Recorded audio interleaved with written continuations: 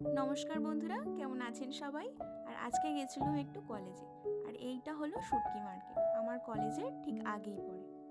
এই শুটকি মার্কেট থেকে এখন বেরিয়ে বাজারের মধ্যে দিয়ে হেঁটে যাচ্ছি।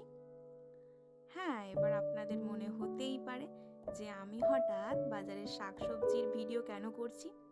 সত্যি বলতে আমার এই বাজারের মধ্যে দিয়ে হাঁটতে, সকালের তাজা তাজা সবজি দেখতে, বাজারের ব্যস্ততা উপভোগ করতে বেশ লাগে।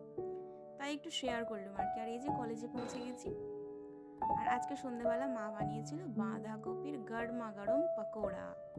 দেখো পুরো গরম ধোঁয়া উঠছে, ভাঙতেই পারছি না।